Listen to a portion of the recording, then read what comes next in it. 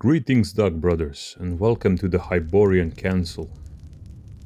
My name is Remo Sands, and today we venture into Will Beall's script for The Legend of Conan. It's a project that has been languishing in development hell for years, and one that was ultimately scrapped. It's hardly an unknown script on the internet, so I think we can freely speak a few words about it. I got my hands on this one some time ago, so I decided to share the story and my opinion about it here with you. So, let's go back to the beginning. We all know that Universal Pictures has signed the deal back in the day with World Trade Center writer Andrea Berloff to write the script for The Legend of Conan, which was supposed to be the first film in the new trilogy starring Arnold Schwarzenegger. Then they brought in Will Beall to redraft the story, which Berloff based closely on David's Jamal novel, A Legend.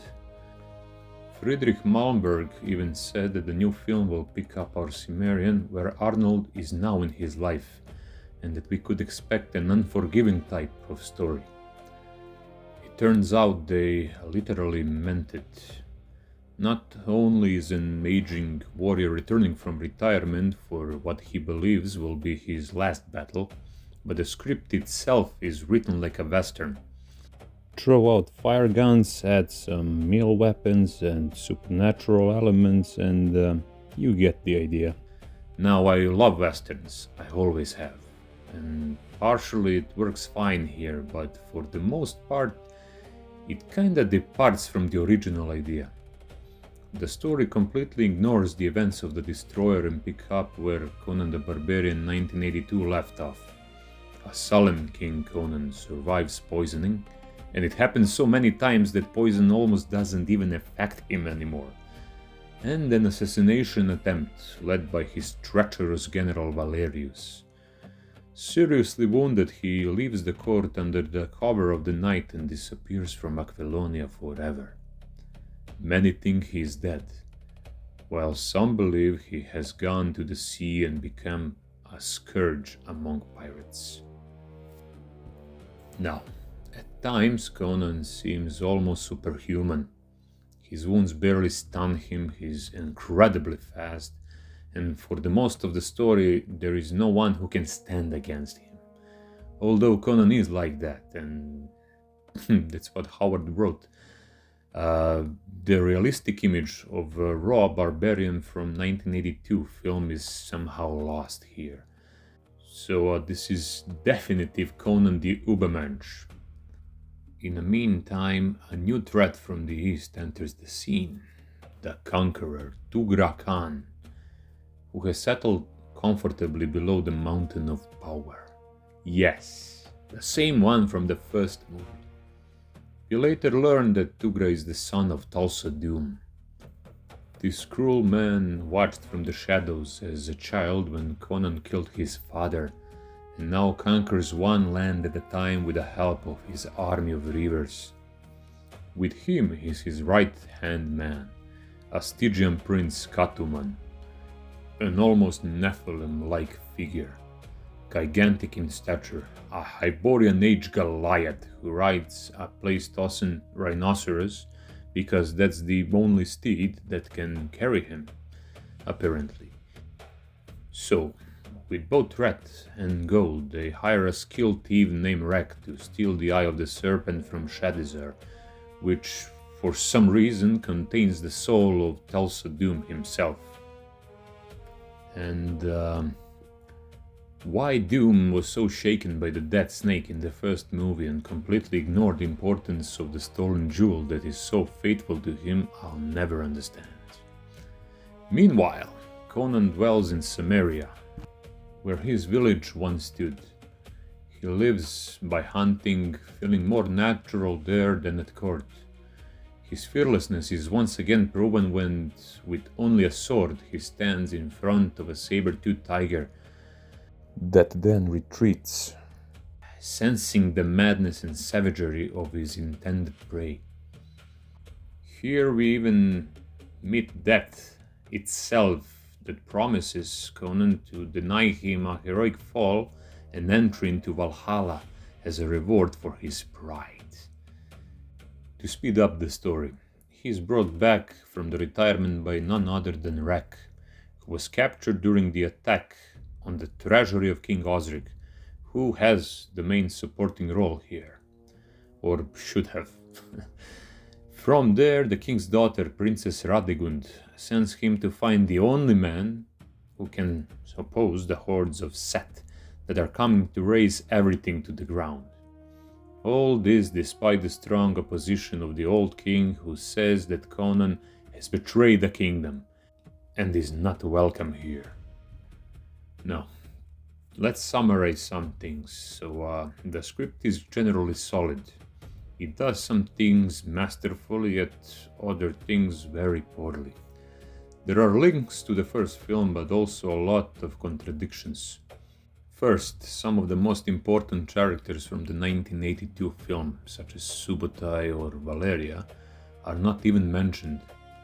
The wizard has one brief mention, where we learn that after Conan's departure from the Vilayet Sea, he was the one who brought the eye to Shadizar, and that's it. Princess Yasmina doesn't even exist here. There is no words, no mention, no trace of her. Radegund is supposedly King Osric's child from the marriage with an unknown queen, who is often mentioned, and never by name, and we see her grave more than a few times. And therein lies Conan's betrayal of the kingdom. Radegund is actually Conan's daughter. However, Osric loved his wife so much that he even got over her infidelity, and when she died in childbirth, he raised the princess as his own, with the love and care of a true father. In this futile attempt to build on the first story, logic is nowhere to be found, but okay. It could have worked if the writer has thought a little and made Radegund Conan's daughter with Princess Yasmina. We know at the end of the first movie she went back with Conan to her father. It was also clear how much she herself wanted a Cimmerian as her new god, to follow after she saw who Tulsa Doom really was. The story writes itself. The dark barbarian returns to civilization, traveling for months with young attractive girl, and the nights are cold and long. Yes, the suffering for the lost Valeria is there, but nature takes its course. And we all know Conan well, so you get the picture. Meanwhile, Tugra approaches Shadizar, where his slaves has been excavating ancient ruins. There we learn that the entire lost Acheron lies beneath the city. Down below, Tugra and Katuman encounters the Serpent Man, many of them deformed and degenerate, as their civilization fell long ago, so they reverted to the level of their prehistoric counterparts, almost like de-evolution. There is also a giant statue of Set missing an eye here. Yes, that eye. With that gem and a few more elements, Tulsa Doom could rise again. During this time, Conan and Rek travels toward Nordheim. There in the border tavern, where civilization has just begun to take its root, they try to recruit willing barbarians to come with them, because the world has become too soft and unbearable for people like them. Thus they could hope for the glory of a warrior's death, but no one wants to come with them. Conan then realizes that the civilization has slowly defeated them. That steel has disappeared from people element is repeated several times, building on the original philosophy. Two guys do join them though, giant northerner Wolfgar and the silent eastern swordsman Tenko. After many obstacles, fighting Picts, Catuman squad, even a close encounter with the Chronosaurus in the lake they had to swim through, this fearsome four arrive at the gates of Shadizar.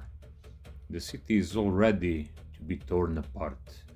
The defenses are weak, and the warriors are barely an excuse for their own calling. And here we can see the second part of the problem with the script. The world somehow feels smaller, underdeveloped. The Destroyer had the same problem, even though it successfully presented the feel of a dreamlike Hyborian epoch. And in the first film, we have a whole decade or decades being written. The sense of widened space is present, and we really feel like we're on a journey with our hero through his development arc. Here, not so much. And so everything slowly builds towards this massive conflict that follows. Conan and Osric try to work out their differences along the way, still opening a few old wounds. Radegund and Rek have a spark between them from the start, and the villains are quite effective in the story. Tugra is even a charismatic warrior preacher in a certain dark way, until the moment he starts slaughtering entire cities after he subdues them. The great battle is similar to Thermopylae. At the beginning, a handful of civilized men that Conan turns into a barbarian, that was Beall's idea and his writing, against tens of thousands of reavers. In an apocalyptic sequence of events, Tugra's attack is repelled. Radegund proves herself to be the true daughter of her true father, fighting as a fury and goddess of war against many forces. The Berserker duo alongside Conan do their bloody work, but still, only a Pyrrhic victory is left to the people of Shadizar. They are decimated and another mighty attack is being prepared. And on top of that, Radegund falls into captivity. When Conan learns the truth from Osric, who dies in his arms after saving Cimmerian's life in battle, the fight moves underground against Snake Man and a large Saurian monster. We also see the spirit of Tulsa Doom, bizarrely formed from the slithering snakes and shadows. Despite everything, the mission goes well and the princess is returned, but at what cost? Conan the Barbarian is finally dead. Yet still, through the tangle of magic and losses, sharp blades that sever limbs and smash heads, from the underground to the surface, driven by hatred, revenge, unholy motives and otherworldly elements, heroes and villains clash one last time on this Hyborian chessboard. In the end, after many deaths and suffering, somehow everything is resolved and falls into place. The bloody purification of the world has been halted, and the scales of fate tip in favor of good. Even Conan himself returns from the halls of death, where he sees the gruesome fates of those he has slain. He and Radegund separate like father and daughter, and for a moment we see someone's hand takes the eye from the battlefield and disappears, leaving room for a sequel, and all sorts of other things through the story that I won't be mentioning. And there you go. To say the script is bad would be unfair. The story itself has potential, but it loses its connections at times, and elsewhere it relies too much on reference from the original film. Dialogues are 50-50, they range from powerful to extremely cringy.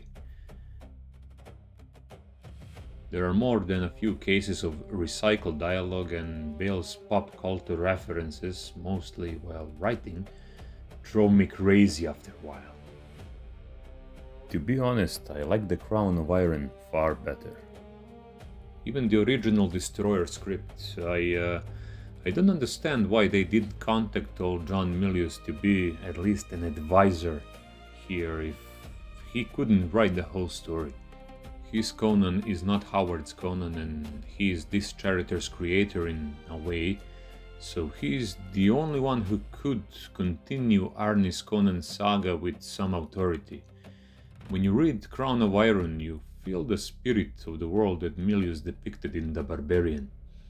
You feel it came from the same pen and mind. Milius presented it more naturally.